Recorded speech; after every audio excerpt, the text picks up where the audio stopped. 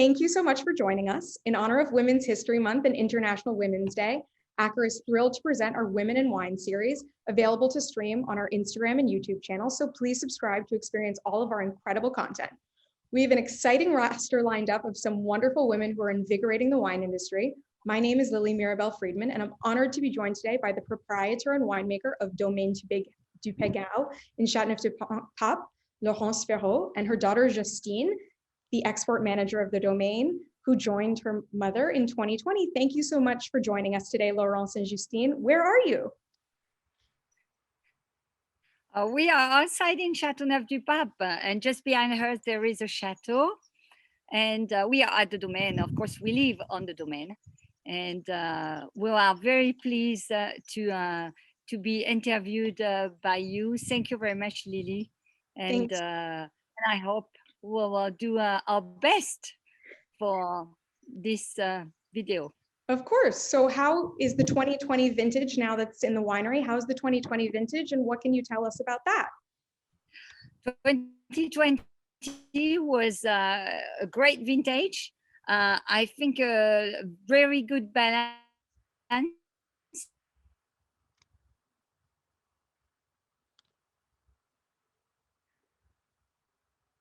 Good condition. Really good, and it's really very well promising. Fantastic. Having a little bit of connection issues with you, but it seems like, can you hear me still? Yes. Sometimes it's a little bit wavy. Okay, so we'll do our best to keep going. So Laurence, you grew up as the daughter of a winemaker, and historically so much of the wine's tradition has been passed from father to son. What was it like growing up as the daughter of a winemaker?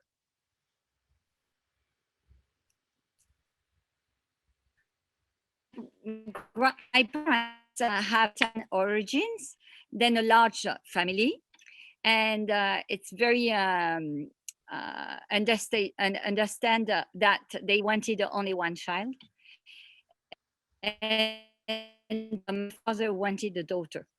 From my grandmother, I inherited the authority, the power, and of course the how to make the wine. The kindness of my other grandmother, and a talent for a cook. Did you ever dream of being something other than a winemaker? Not really, but you will laugh about it. I wanted to be a shepherdess. Yeah. Around 14 years old, you know, when you are a teenager, you absolutely doesn't want to do what your parents they make. And after my 16 years old, I wanted to work in a laboratory, like assistant medical. And in fact, I wanted to do this analysis, and I decided to make a wine analysis.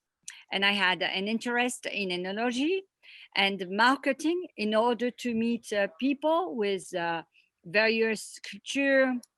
I like to share and educate people what I know the best in the wine, to really travel and meet many people in the world. I love traveling. Yeah, I'll ask Justine the same question. Did you always know you were going to go into the wine business? Not at all. When you're born on the wine family, you really want to skip that and try to do something else. But so I wanted to be a vet. I did biology studies, and then I turned into business, coming back to the wine. So I worked in a wine company before, and I joined in January the domain to grow and develop, and maybe bring a little youngy touch to the old wine family business. Old wine family? What made you, both of you, what made you initially decide to go into the wine industry? I love wine. I think sharing dinners and wine with all our family, and my grandmother loves cooking, and my mother loves getting out great bottles. So I think all that sharing And party. and party made us really like wine. Yeah. So for either of you, was there a pivotal wine you tasted that made you fall in love with the industry, with the business? Yes. For me, when I was 6 years old, and my grandmother, she always asked me to climb on the top of the barrels, and I dipped my finger in the big barrels, and I always suck my finger. Then when I was 6 years old, I know already the wine taste, and in fact, around 19 years old, I started to drink something was crazy, a Madiran. It's a very, very strong and black wine. Then after I turned into a Burgundy wine when I was 21, because I study in Mâcon, close to the Beaujolais. And step by step, I realized it was a big gap between that two wines. But also that gave me, in fact, all my life to understand the wine, about the difference between a wine could be very strong and power and black, and also wine very elegant, deep, and also like a dream of Burgundy. And of course, I knew the Châteauneuf du Pape since I'm 6 years old. Then this is a full really interest in a wine. Justine, did you have the same experience climbing on the barrels? Yes, that I did. After, it's a kind of different because my two parents were in the wine, so I was lucky to have very good bottles to taste during the dinners, whereas my mom had to wait and educate herself. But I spent a lot of time in the vineyards with my grandfather and on the tractor, and that was really, really my like my little dream, like to spend days with my grandfather on the tractor, and he speaks about the vineyards with love all the time. So it's really interesting. Perfect. So Laurence, since you have so many years in this business, what have been the greatest challenges in building your career? The challenging in my career. I did to put a price on the wine. This is I think the most difficult, because you produce a wine, you like the wine, and then you have to give a price to the wine to really sell it, because you need to live on it. But what is really a real value of the wine, and especially the wine you do? So you mustn't put a very high price, you mustn't put very low price, but you need to have to situate it yourself, the domain, and what you do. And each time we produce a new vintage, then it's like a child. And of course we make it, we grow it, and we need after to put a price to sell it, which is for me is a real challenge. But my wine was the most important. It was Dacapo 1998, because it was my first vintage Dacapo, and I put a high price to in fact to earn money enough to buy some other wines from the world, like Californian wine, which at that time they were very expensive, and they still are expensive, but Californian wine, but also Burgundy, and very rare also Bordeaux, and that was expensive, and I couldn't really access to this wine. Is why I decided to sell the Dacapo quite expensive to in fact make my my knowledge very larger and experiment a lot of things. And of course I travel, I meet great people, great wine growers, And when the wine started to be famous with the Da Capo 98, of course, I had, I could say, many window open in the world to access to a lot of things. So I really enjoy my life at this turn. I think very few people talk about how the challenges of valuing their own wine and how important, of course, that is in the winemaking process. Like you put in so much effort, and then in the end, you have to put a price on that effort. And very few people talk about that. And I really thank you so much for bringing that up as something that we don't think about very much. So I know you grew up with a father who was very involved in wine business and involved in the vineyards and things like that. Other than your father, did you ever have a mentor, particularly one in the wine business? Yes, when I was 16 years old, I need to find an internship. And my father has a good friend, Henri Bonneau, Cuvée des Célestins. And it was easy because I was 16 years old and it was just next door, I could say, in the village. Then Henri Bonneau knew I was not an easy teenager. And so I stayed at his winery. But in the afternoon, it was so warm, I left to go to the swimming pool. I didn't work too much. But Henri Bonneau was very kind with me.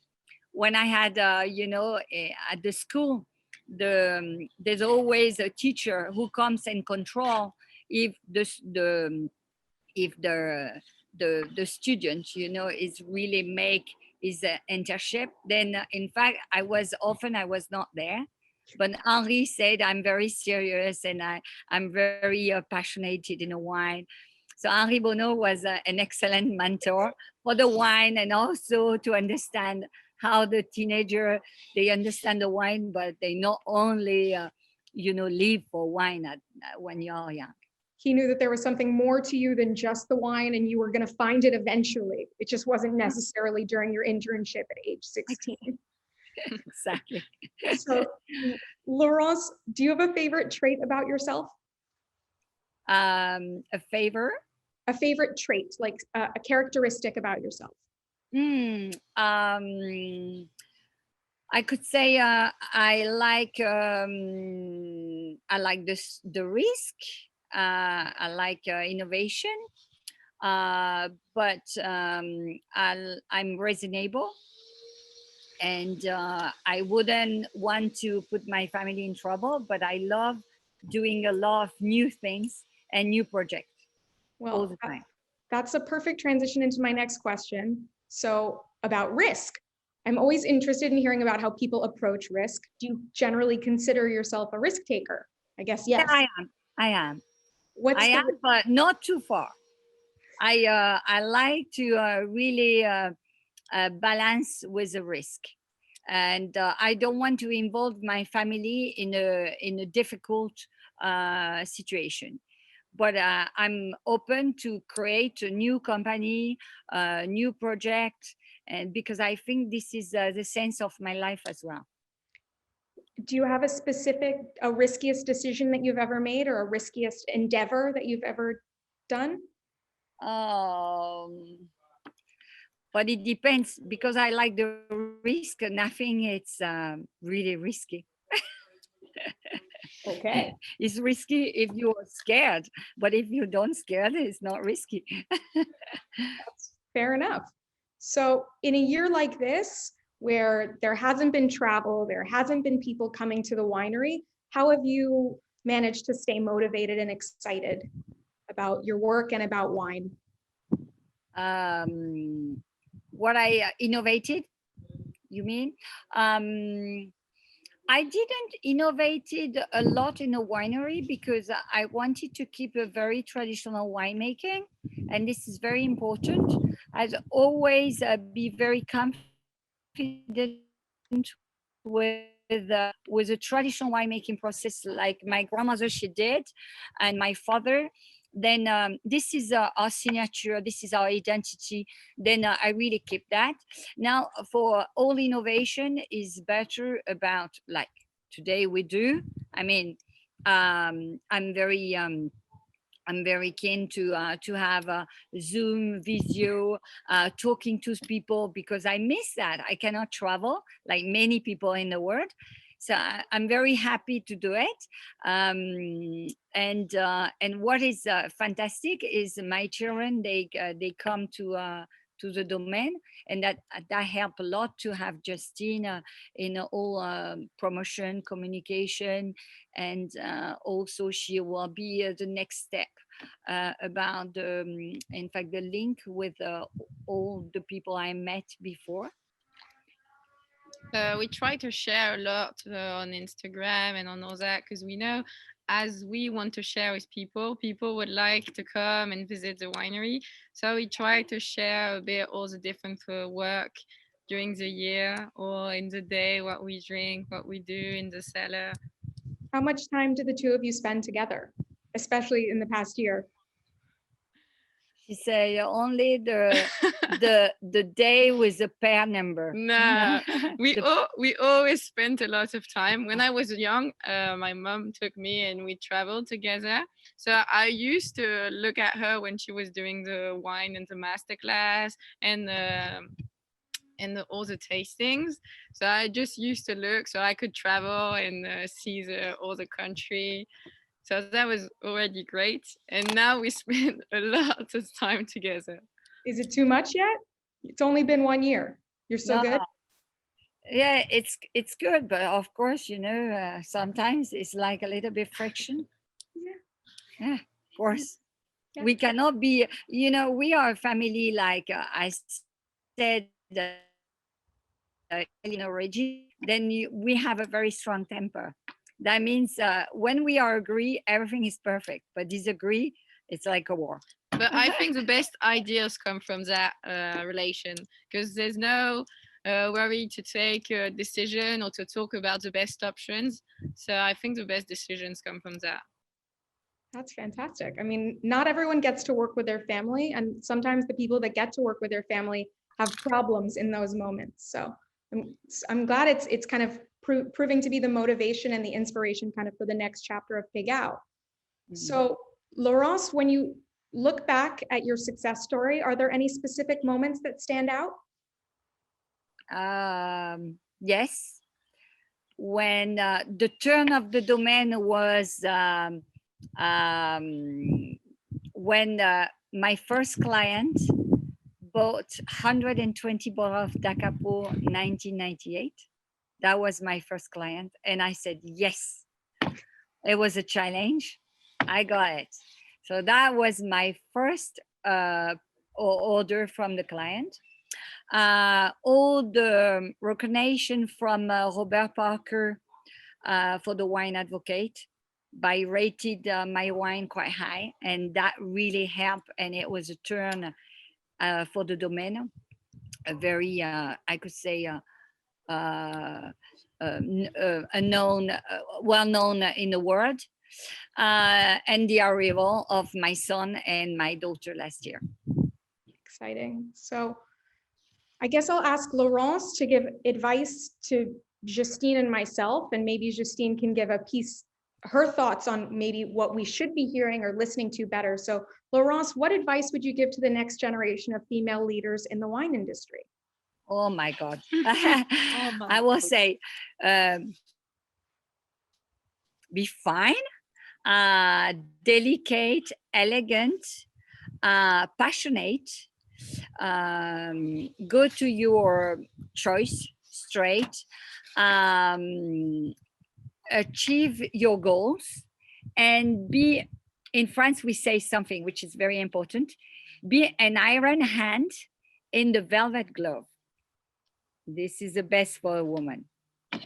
It's often how people describe Musigny in Burgundy as well, in America at least. Ah, okay. I didn't know. Yeah, I've heard that a few times about Musigny. So Laurence, Justine, what is the biggest piece of advice you've learned from your mother? Well, difficult questions. Nothing. Look at my cat. It's coming. I'm still learning a lot every day. So I have a lot of advices on winemaking, wine business, managing everything. So I'm still learning a lot. Okay, that's fair. Is there another woman in the wine industry who's making exciting wines that people should know about that you'd love to call out right now, other than yourself in Châteauneuf du Pape? Okay. I met a young winemaker. That was 2 or 3 years ago. She's from Switzerland, and she called Valentina Andrei. She's a young girl, but she works in a vineyard. She's really passionate. She has origin from Romania, and she makes a wine absolutely fantastic. I love, because her passion is really in her wine, and I really, really like that young woman. We get so little Swiss wine in America, but it's just starting to kind of be a little bit more popular. So they're being imported a little bit more. So now I'll have to look out for this wine. So looking past the jumble that is 2020 and 2021, do you have a vision of what's in store for the future of the wine world? Okay, I think the wine trade will always be active and even progressive. For some wine growers, but not all of them, because it won't be easy for all of them. The well-known wine, for sure, they will have a lot of demand, and they will for sure sell more and more. For the others, it will be more difficult to be discovered, and because it won't be easy as a winemaker can travel and meet some people and give his wine tasting. So that will be difficult. But for the people already, the winemaker already in place, and on the net as well, it will be for sure easier. Now, for us, it's interesting because I also adapted my lifestyle to be on the Zoom, but all the people, they adapted their lifestyle, and they work as well. And I think we have to be inventive. We have to be very reactive, and of course the sales, they will increase. And I'm not sure that will go in a slower sales. No, we'll go even faster. We'll make some economy, because to be honest, it costs me less than to take a flight. And I'm sure I can spend more money now to buy some more bar of wine from everywhere in the world. So okay. You see, you save money, you buy more wine, and great. It's great. But we cannot be sad or depressed. No, we have to be strong. We have to go in the front, and we have to think and create some different business to really develop something else. And that will give us maybe another idea and another idea. And maybe in 5 years, all the world will work in a different way. And it will work, for sure. Believe in it. Yeah, yes. Justine, do you have any thoughts of what's in the future for the wine world, seeing as you are the future of the domain?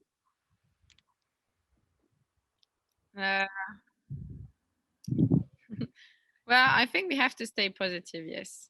And maybe in those moments we think and we realize we have to share more of our time with the people we like and the people we love. So I think wine is the treasure of sharing. So I'm quite positive for the future. And I hope we could travel soon, because I want to come and see you all. She's coming next time. I want to travel, but not to work. Yeah. I am coming next time, for sure. Fantastic.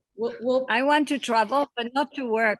No, you want to hang out. You want to party, which is totally fair, I think, especially after this past year. So other than our hopes to travel in 2021, what are your plans for Domaine du Pegau for 2021 as we get past COVID? For me, I always wanted to open a wine bar. I did it, but didn't work because I had some partner there. They were not really they didn't want to continue. But I still really want to open another wine bar, and Justine, she wants to open a beer bar. Then why not in a village to open something to have more people? A wine bar, I mean, we can sell some wine by glass, of course, or she passed her sort of exam to also cook. So this is good. But also we can sell some wine by bottle. So this is interesting. I want to develop some of the shop and strategic point where we can sell some wine, but not only Pegau, maybe all the wine. And this is probably this is my dream. I don't know about my dream actually, but not for a long time. You know, I pass very quickly to something else. Justine, do you have a dream project that you'd like to work on in the future? I have so many. I'm not sure which one to start with. No, the horse. Yeah, the horse. The horse. I wanna work the vineyards with the horse. I think it's really good for the earth, for all the growing, for the vineyards. So I would like to do that with Pegau. I would love to bring Pegau to an organic culture.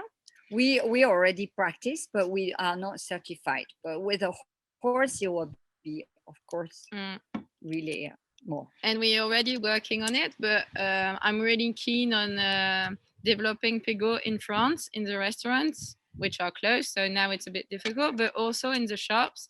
And people are reactive to that. So we're happy to share Pegau with French people as well. Well, I think it's so exciting to hear the new generation talking about organic and kind of converting the vineyards and trying to get those certifications, which I know are very hard to attain. It's easy to practice organic. It's harder to be certified organic. And I've gotten to have a few of those conversations in the past few weeks with a few other female winemakers and how important that is to them as they feel like that's really the future of wine and what we have to do in order to kind of preserve the vineyards wherever they are. So yeah, I am quite invested in like preserving nature and all the Air Force. It's true. And limiting all the plastic, all the dust we do here. So we are in a good innovation at Pegau. And I would like to present my grandma and Laurence. 3 generations. Good afternoon. No? Good afternoon. Good afternoon. Good afternoon. And I would like to introduce my cat. She's a girl as well. Women's Day. Women's Day. So, well, thank you so much, Justine and Laurence. It's been such a pleasure to chat with you both today and to hear about 2 and then even 3 generations of Domaine du Pegau and a little bit more about the Rhône Valley and your family's history there. And I cannot thank you for sharing your time with us. And thank you for celebrating Women's History Month and International Women's Day with Acker. So cheers, santé. Thank you, Lily, and thank you, Acker.